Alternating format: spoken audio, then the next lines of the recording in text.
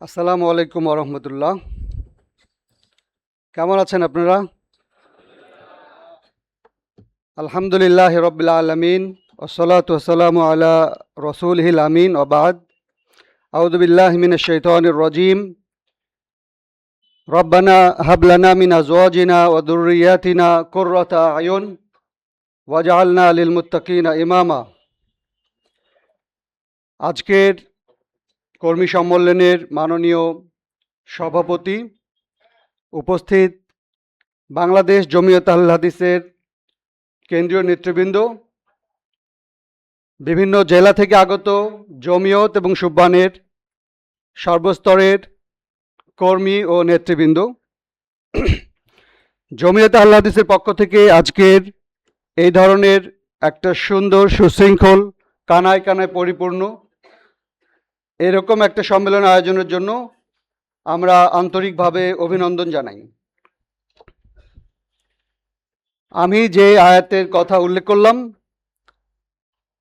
আল্লাহ তাআলা আমাদেরকে দোয়া শিখিয়ে দিচ্ছেন, আমাদেরকে আমাদের সন্তান, আমাদের প্রজন্মের মধ্যে এমন সন্তান দান করো, এমন সন্তান দান করো যারা মানুষের চোখ জুড়িয়ে দেবে, এবং মুত্তাকিদের জন্য আমাদেরকে আদর্শ নেতৃস্থানীয় হিসেবে প্রতিষ্ঠিত করো। আজকের এই হলের সুশৃঙ্খল অবস্থা দেখে, আপনাদের সরব উপস্থিতি দেখে, সময় অনুবর্তিতা দেখে আমার এই দোয়াটা মনে পড়ে গেল। আমার মনে হয় বাংলাদেশ জমিয়ত আহলে হাদিসের জন্য সঠিক নেতৃত্বই গড়ে উঠছে। আগামী প্রজন্ম ইনশাআল্লাহ বাংলাদেশে জমিয়ত আহলে হাদিসের। সম্মানিত সুধী, আমরা জমিয়ত সুবহান আহলে হাদিস বাংলাদেশে 5টা দফা ভিত্তিক কাজ করে।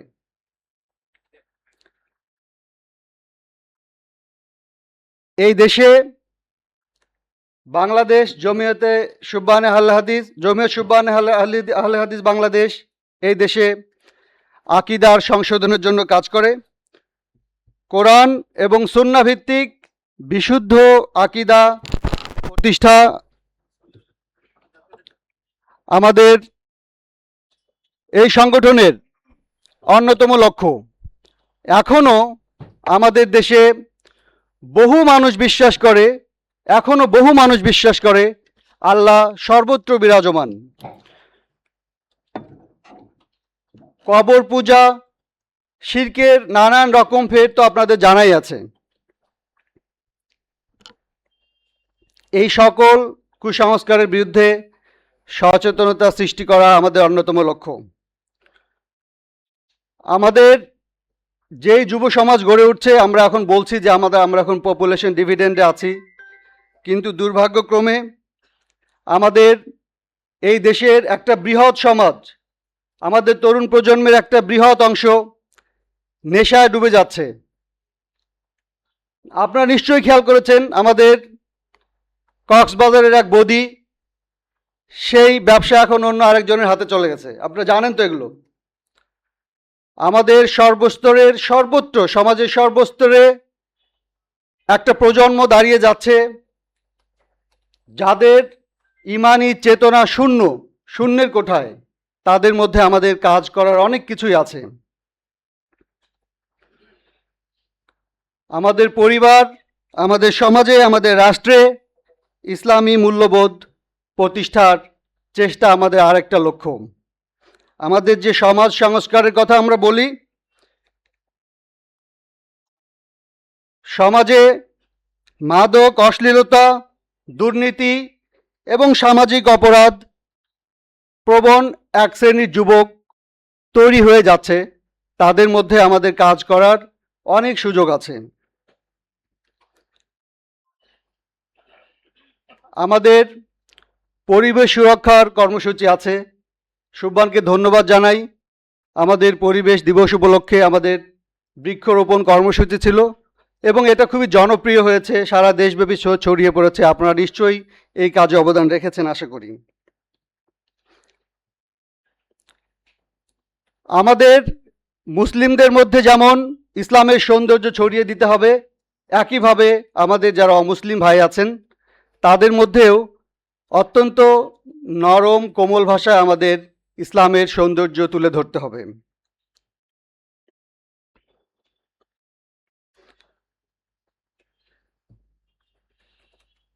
বলা হয়ে থাকে যে জমিয়ত এবং সুবহান হচ্ছে দাওয়া ভিত্তিক, তাবলিগ ভিত্তিক একটা সংগঠন। হ্যাঁ, আমাদের সংগঠনের বেশিরভাগ অংশটাই তাই। মূলত আমরা সমাজের মানুষের মধ্যে দাওয়াত ছড়িয়ে দেই, ইসলামের দাওয়াত, তাবলিগ। আমাদের প্রত্যেক কর্মীকে এক একজন দায়ী হিসেবে গড়ে তুলতে হবে। আল্লাহ তাআলা বলেছেন, আউযু বিল্লাহি মিনাশ শাইতানির রাজিম, ইয়া আইয়ুহাল্লাযীনা আমানুস্তাজিবু লিল্লাহি ওয়া লির-রাসূল ইযা দাআকুম লিমা ইউহয়িকুম। আল্লাহ এবং আল্লাহর রসুল যখন এমন কিছু দাওয়াত দেয় যা মানুষকে প্রাণবন্ত করে তোলে, আমাদের দাওয়াতগুলো হবে তখন তোমরা সেই সব দাওয়াতে সাড়া দাও। আমাদের দাওয়াতগুলো হবে এমন দাওয়াত যা মানুষকে ঈমানি চেতনায় উজ্জীবিত করে, আমাদেরকে প্রাণবন্ত করে তোলে। ইতোমধ্যে উপস্থিত হয়েছেন বাংলাদেশ জমিয়তে আহলে হাদিসের মাননীয় সভাপতি অধ্যাপক আবদুল্লাহ ফারুক হাফিজাহুল্লাহ।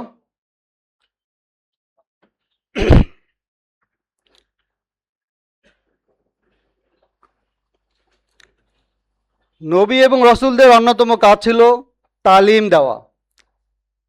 জমিয়ত সুবহান আহলে হাদিস বাংলাদেশের অন্যতম প্রধান কর্তব্য এবং একটা দফাই আছে আমাদের তালিম ও তারবিয়াত। এখন এই তালিমের জন্য আমরা কি করছি? আমরা কি নিয়মিত কোরআন, হাদিস এবং ইসলামী জ্ঞান চর্চার, ইসলামী সাহিত্য চর্চার ধারা অব্যাহত রাখতে পারছি কিনা সেটা আমাদেরকে পুনর্মূল্যায়ন করতে হবে। আমরা কি ধরনের ইসলামী সাহিত্য পাঠ করছি, কতটুকু সময় আমরা ধর্মীয় জ্ঞান অর্জনের জন্য ব্যয় করছি, সেই বিষয়ে আমাদের সচেতন থাকতে হবে। সুবহানকে আমি আন্তরিকভাবে অভিনন্দন জানাই। অনলাইনে বই পাঠ প্রতিযোগিতার মতো মডার্ন কিছু কনসেপ্ট তারা ইতিমধ্যে সংগঠনে এস্টাবলিশ করেছেন।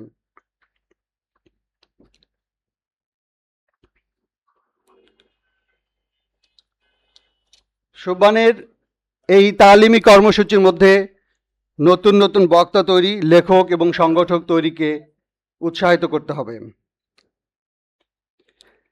আমাদের শাখা, উপজেলা এবং জেলা পর্যায়ে সাংগঠনিক কার্যক্রমকে শক্তিশালী করা এখন সময়ের দাবি।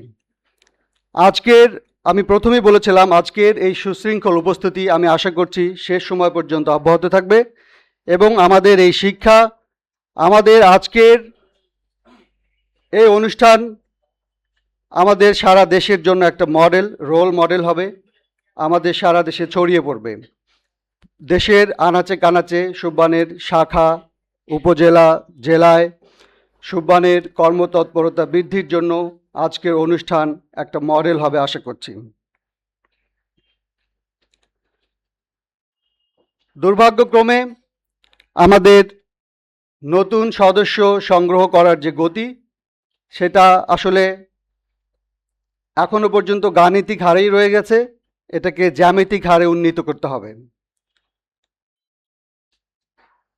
যেভাবে ভাইরাসগুলো দেখেন না, ভাইরাস যেভাবে ছড়ায়, একটা ভাইরাস থেকে অসংখ্য ভাইরাসের সৃষ্টি হয় খুব দ্রুত গতিতে।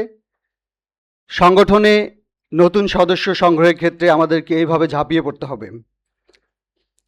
হাবিব ভাই বলে গেছেন, আল্লাহ রসুলের একটা হাদিস, আমার হাতে যদি একটা লোকও আল্লাহর হেদায়েতের লাইনে আসতে পারে সেটা আমার জন্য হাজার হাজার অসংখ্য লাল উটের চেয়ে উত্তম। এই চেতনা আমাদের সবার মানুষে আল্লাহ রাব্বুল আলামিন প্রতিষ্ঠিত করে দিন। আজকের অনুষ্ঠানে ডিজিটাল যোগাযোগ, ডিজিটাল অনলাইন প্রেজেন্স এর জন্য আমাদের সভাপতি, সেক্রেটারি দুজনই আহ্বান জানিয়েছেন। খুবই ভালো, আমরা আশা করি আমরা সবাই অনলাইনে এই বিষয়ে অ্যাক্টিভ থাকব। সর্বশেষে আমাদের সুবহানের কর্মী ভাইদের উদ্দেশ্যে আমি বলবো যে এই সংগঠনে আমরা আন্তরিকতা, ইখলাস এবং তাকওয়া আমাদের জন্য খুবই প্রয়োজন। হঠাৎ করে আপনি সংগঠনে আসবেন, আবার 2 দিন পরে চলে যাবেন।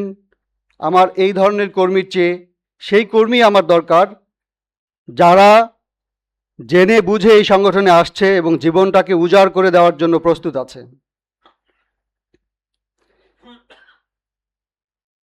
দাওয়া এবং সাংগঠনিক কর্মকাণ্ডের পাশাপাশি আমাদেরকে উত্তম চরিত্র, আখলাকে হাসানা, কোমল মধুর ব্যবহার রপ্ত করার জন্য আপনাদেরকে আমি বিশেষভাবে অনুরোধ জানাচ্ছি।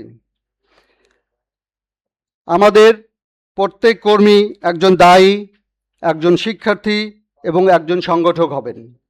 আজকের এই হলে যারা উপস্থিত আছেন, আমরা আশা করতে পারি প্রত্যেক কর্মী একজন দায়ী হবেন, একজন শিক্ষার্থী হবেন, একজন সংগঠক হবেন।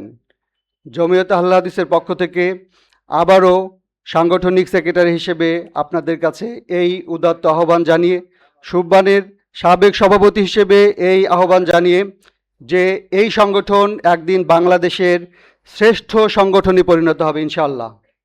আপনারা কি বিশ্বাস করেন? বিশ্বাস করেন? আমি বিশ্বাস করি, যদি আমরা লেগে থাকি, আজকের মতো সুশৃঙ্খল অবস্থা বিরাজমান থাকে, আশা করি এই দেশে আমরা নেতৃত্ব দেব। আবারও বলি, আল্লাহ আমাদেরকে যে দোয়া শিখিয়ে দিয়েছেন, ওয়াজআলনা লিল মুত্তাকিনা ইমামা, মুত্তাকিদের জন্য আল্লাহ তুমি আমাদেরকে অনুকরণীয় আদর্শ নেতৃস্থানীয় বানিয়ে দাও। আসসালামু আলাইকুম ওয়া রাহমাতুল্লাহি ওয়া বারাকাতুহু।